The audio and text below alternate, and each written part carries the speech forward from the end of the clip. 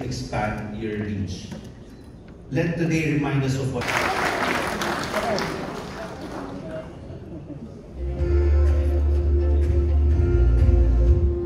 Thank you sa nagpapakilala sa ating pong mga bisita na narito at lalong-lalo na yung aking kapwa Yorme Najee. Good morning. Welcome to Manila. Alam mo, there was a time, kasi sabi ni Kuya, tayo kami ng farm sa San Pablo, Agat Farm. There was a time in Manila, if I may refresh your memories, the fertilizer incident, when Congressman of Manila was asked, how did you acquire fertilizer fund? And two congressmen replied, we have a farm in Manila. And where is that? San Andres Bukid. And the other congressman said, we have a farm in Manila. Where? In Binondo. Huh? Bakit may farm sa Binondo? Marami kaming baka doon. Gatasan ng mga politiko. Those are running joke in Manila when that fertilizers happen in our country. But I'm happy that Mayor San Pablo is offering a possible Agapa farm concept, which is baka naman natin si Attorney Romeo Lumagi Sr., our BIR Commissioner. And I would like to remind you there are only two certain things in this world that is guaranteed: death and taxes. So, Ma'am LC, thank you po sa inyong pagpanood. Attorney Lumagi is really doing his best for the country. I've been hearing a lot of things, good things, that processes are being put into right order or properly, which is good for everyone. When the rules are certain, everyone will be properly guided. And when it is certain, please, kahit pa paano, makapaghahanda mamamayan. In fact, yesterday, I don't know kung meron man taga Maynila dito, yesterday, we created about 5-7 minutes video with regard to our general tax amnesty program, which is ongoing from July. This is local taxes, July 1 up to December 10, because I think our BIR Commissioner is in the same note or the same line to ease, give breathing room for our taxpayers. Sayang yung opportunity, may pagsasaayos ang national government, ang inyong pamahalang lokal naman in terms of taxes.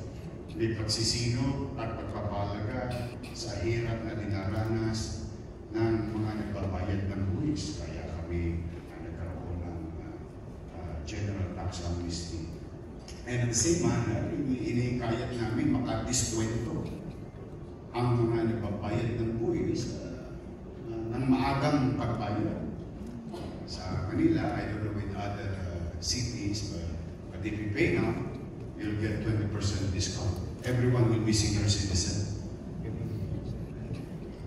If you pay about before the end of the year, you'll get about 15%. If you pay before the last day of January, you'll get 10%. So it is not really about you kumolekta lang kami the way it is in the area. It's about how can we help. Because at the end of the day, gobyerno, katulad ng nasabi ng ating administrator, kakailanganin ng magtaguyod ng mga programa. Lahat ng uri ng programa, anumang uri ng programa, itataguyod ng pamahalaan, nasyonal at lokal, ay kailangan tustusan ng pananalapi. At yan ay magagaling sa ating mamamayan at mga naghahanap buhay, banyagaman o domestic. Kaya happy kami, malaki ang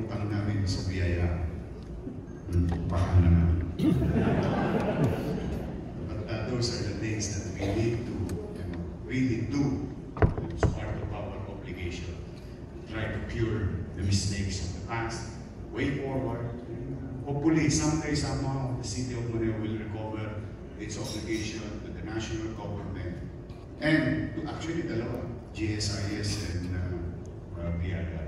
But that's not your problem today. In fact, I'm happy today. Pumunta kayo dito sa Maynila. And I was asked and tasked to welcome you. You are most welcome to the city of Manila. Spend more money in the city of Manila. Attorney Larry M. Marcelo, PIROIC Deputy Commissioner, ASEC Ben Alvarez, DA, ASEC Mike Garcia, DA, Attorney Marcos, of course, NDA Administrator, top officials from the private sectors, stakeholders, our friends, and to the foreigners, I beg your indulgence. You know, my English is good only for 5 minutes. After that, it's finished. Finish or not finish, you pass your paper. But welcome to the city of Manila. I'm happy to welcome each and every one of you. And speaking of pagkagatas, I was amazed when our administrator told us a while ago, a few minutes ago, na yung dede ng baka o hayop tumutulo ng gatas. Ngayon, kung hindi mang kalabisan sa inyo, gusto niyo bang may uminom nun? Bigay niyo sa amin. Dahil ipapainom ko yun sa umigit kumulang 100,000 bata sa lungsod ng Manila.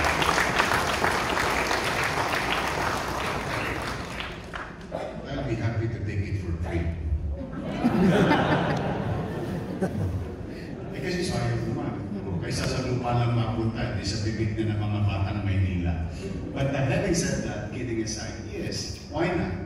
Why not? Instead of me, you know, we have a plan which our seniors okay na. We provide insured milk for our seniors. It started during my first term, and then ngayon, nakabalik ako, salamat sa Diyos, ay muli kong ibinalik sa mga seniors. And we're just talking about how to fortify yung aming mga bata. Si Mike maswerte. Piling ko si Mike batang Alaska eh. Mga tumira ng gatas, kung suswerte mapapala na bata, na nagkaroon ng magulang, na mabigyan ng sapat na nutrino o nutrisyon yung aking mga bata. For what? I don't know. Shout out sa mga batang nutriban. Swerte ako, mapalad ako. I am one of those, I think, millions of students in public school who receive Nutriban and Clean. Naalala niyo yung Clean? Yung gatas. Sa loob ng paralan, nung panganahon ni dating Pangulong Ferdinand Marcos Sr., feeding program is available in school. Kaya kaming mga pobre, mga hindi nag-almusal, hindi dahil sa ayaw namin mag-almusal, kaya talagang wala kami tsape, wala kami pang-almusal. And hoping, meron kang 50 centimos, kasi ang palitaw ng araw, 50 centimos sa kantin. Kaya ang palitaw, kanyang kalaki yun. Kaya ang bigat nun sa tiyan. Talagang loaded ka na. Pagka maring ka ng palitaw, nyanyang ka na lang sa gripo, solve ka na. I'm very much happy, and it really helps us a lot. From time to time, regularly, meron kaming tinapay at meron kaming gatas. Provided by the national government during the time of President Ferdinand Marcos Sr. Yung Nutriban, taas ang kamay ng tumira ng Nutriban. Hindi ako nag-iisa. Sa mga bata ng Nutriban, so just imagine, I think you should be reminded of yourself of our experience na napakaraming bagay. Walang nagugutom, sakto at sapat na nutrisyon ang natatanggap ng mga mag-aaral sa pampubliko. Now, today, I did not attend alone just to welcome you. I am now a city mayor looking forward for better opportunity to save money instead of acquiring powdered milk. Why not fresh milk in the city of Manila? And we are now talking of great numbers. Manila, yes, ang Manila ay luma. We are an old city. But we have a lot of story to tell. We have a lot of history. There's always a very good narrative. In fact, most Filipino have a story to tell about Manila. And in Manila, our forefathers thought, and napag-isip nila nung lumang panahon that Manila is a symbol of hope in the past. And Manila today continue to be the symbol of hope. And together, we can make Manila a symbol of hope for the future. So it's a never-ending task and challenge that ang Manila ay putahan ng tao. Tao ba yan? Kasi dito sila tatako, sakali gumanda ang kanilang pamumuhay. And that brings us so much challenge. Because, alam mo naman, siyempre pag nagkita ang isang waray-waray at saka isang antihenyo, ayun, ako ang mga pinanganak sa Maynila. So, these transient fellow Filipinos will come to Manila and produce offspring. This should be managed by your city. At naging malaking hangin. Kaya kung bakit pag nakikita niyo yung mga numero namin, nakakagulat. But also, the kind of disadvantage is also an advantage wherein malaki ang merkado ng Maynila. Now, how far can we afford? That's another challenge.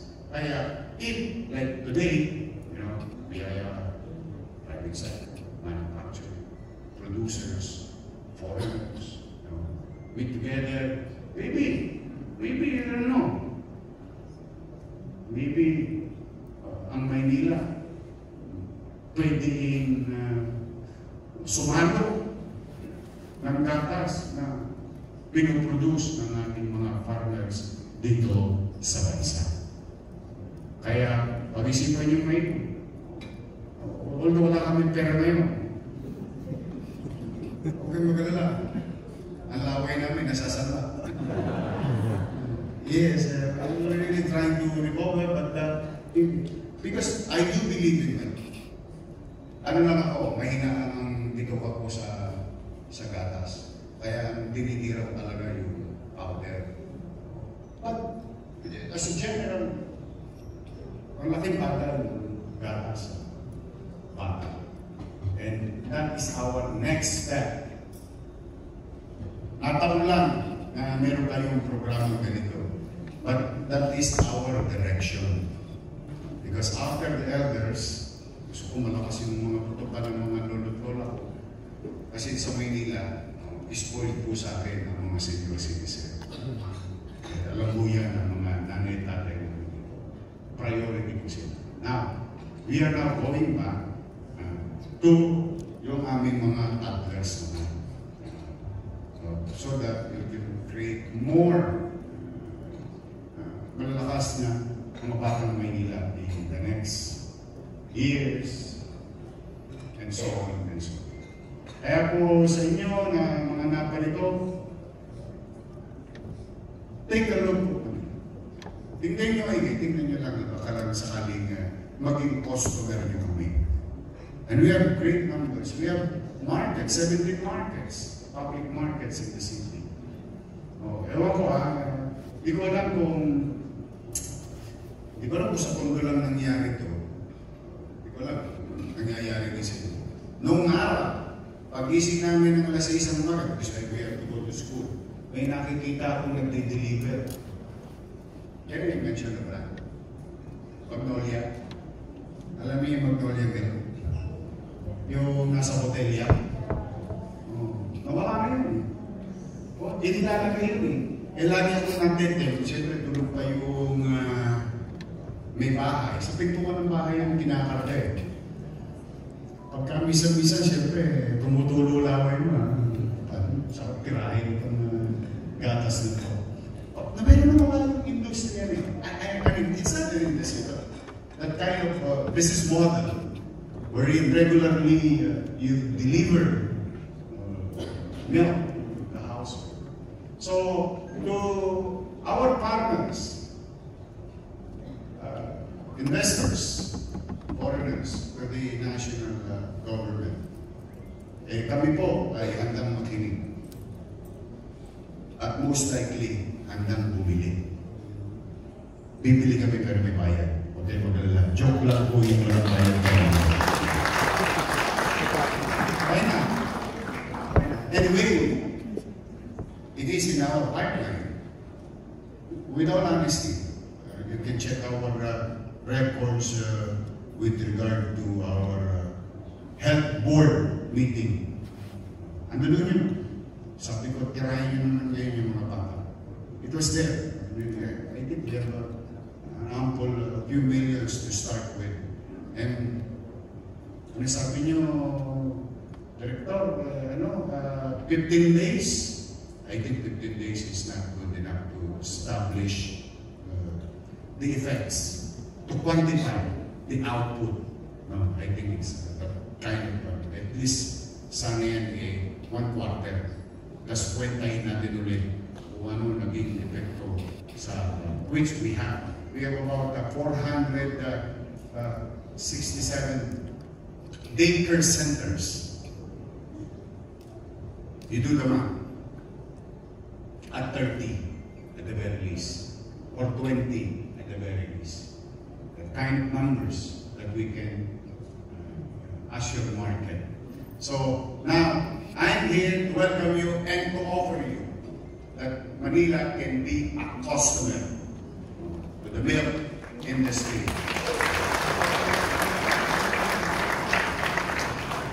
Kaya na kayo, padala nyo na lahat yung mga kwentada o yung proposal.